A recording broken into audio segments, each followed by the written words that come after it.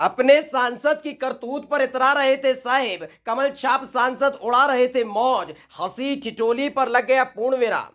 साहेब के बिगड़ैल सांसद की बोलती कर दी बंद, हाकिम का भी ढंग से हो गया इलाज, अखिलेश यादव ने कर दिया बड़ा ऐलान।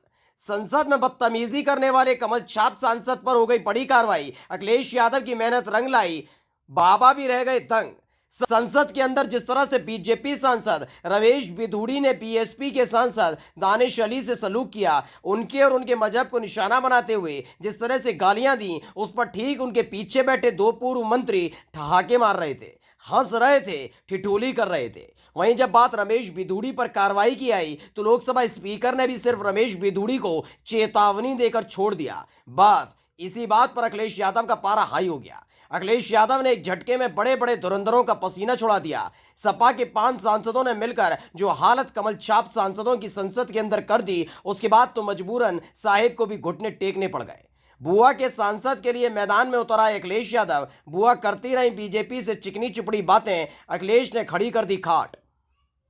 वैसे तो दानिश अली के लिए मायावती को आगे आना चाहिए था, क्योंकि दानिश अली यूपी की अमरोहा सीट से बीएसपी के सांसद हैं। लेकिन इस मामले में बहुत देर बाद मायावती ने सिर्फ एक ट्वीट किया, उसमें भी वो बीजेपी की तारीफ ज्यादा करती दिखी। उनके ट्वीट को पढ़कर ही पता चल गया कि अपने सांसद के साथ हुई बदसलूकी से ज्यादा वो बीजेपी को साधने में लगी हुई हैं। लेकिन अखिलेश यादव ने पार्टी लाइन से आगे आकर बीएसपी के सांसद दानिश अली के लिए बीजेपी की खटिया खड़ी कर दी। जैसे ही अखिलेश यादव ने ऐलान किया, वैसे ही साहिब की सिट्टी पिट्टी गुल हो गई। अखिलेश यादव ने कहा कि इंसान की पहचान चेहरा नहीं जुबान होती है। सत्ता के नशे में बेसुध भाजपा के एक सांसद द्वारा विपक्ष के एक अल्पसंख्यक सांसद को अति अभद्र तरीके से संबोधित करना किसी आपराधिक घटनाक्रम से कम नहीं है।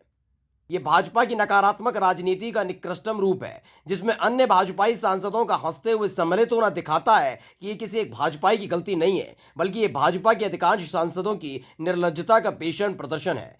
ऐसे सांसदों पर किसी भी प्रकार की संसदीय विशेषाधिकारों की छूट से परे किसी एक सांसद नहीं, बल्कि पूरे संसद और संविधान की मानहानि करने का मुकदमा होना चाहिए, और ताउम्र की पाबंदी भी।